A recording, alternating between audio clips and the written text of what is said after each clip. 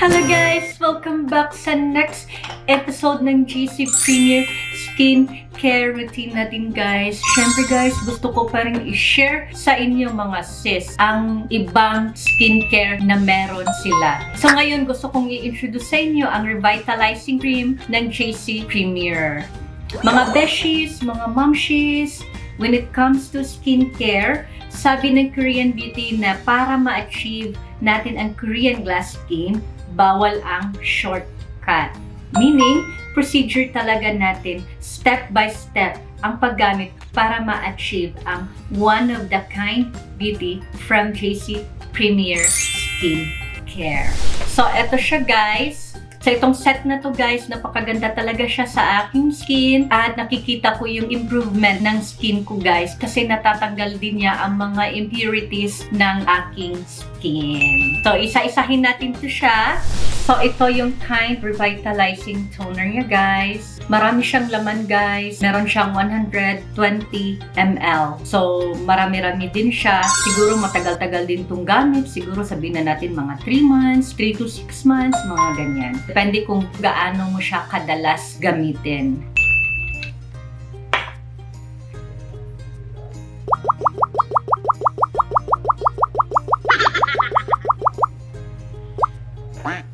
So, ganun lang siya guys.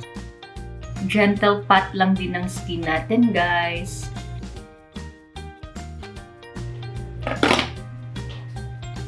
May kita mo talaga yung dumi guys. Tanggal na tanggal talaga.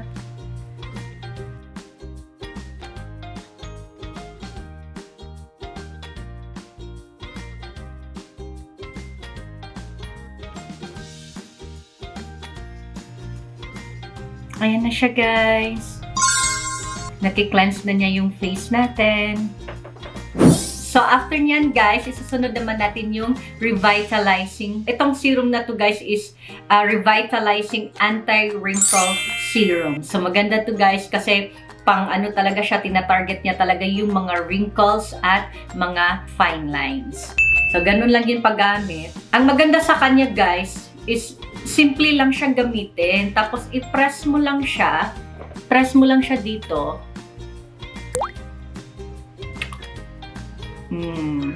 Ganyan.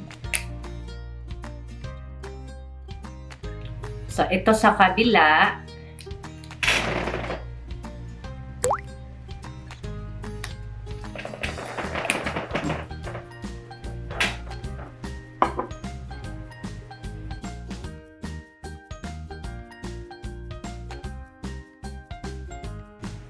Sobrang bango niya talaga guys.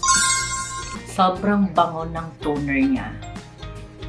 Napaka-feminine talaga yung amoy. Kahit yung packaging niya guys, makikita mo na napaka-feminine. Ano ang kulay nito guys? Bubblegum pink. So gustong-gusto ko talaga. Sa kulay pa lang.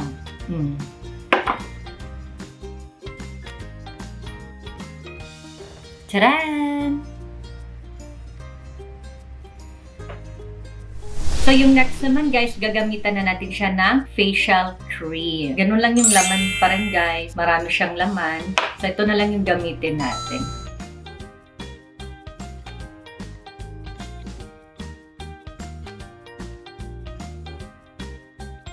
Alam niyo mga sis, kahit konti lang yung ilalagay nyo, pero napaka-concentrated niya at saka napaka-hydrated niya. Ang dali lang niyang i-spread out sa face natin. Love na love ko talaga guys. Sobrang bango. Korean product talaga guys. Sobrang bango talaga. Basta mga Korean product talaga guys. Paborito ko talaga yun. So, ang pinaka-last na hindi talaga natin kakalimutan guys ay ang paggamit ng eye cream. So, kailangan meron talaga tayong eye cream guys kasi ang pinakauna talagang nagkaka-wrinkles at nagkaka-fine lines is yung under eye natin. So, yan. Yan talaga ang pinaka-importante na dapat hindi mawala sa ating buhay. So, apply na natin.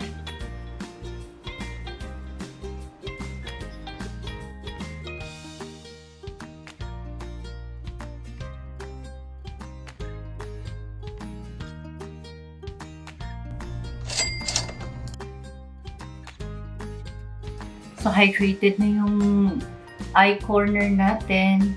So, hydrated na yung eyes natin, guys, as you can see. So, yun na yun, guys. Yun ang pinaka-last na gamitin natin ng skincare ay ang eye cream. So, hindi talaga natin yan kakalimutan. Yan talaga ang isa sa mga pinaka-importante para ma-maintain natin ang healthy looking, glowing skin.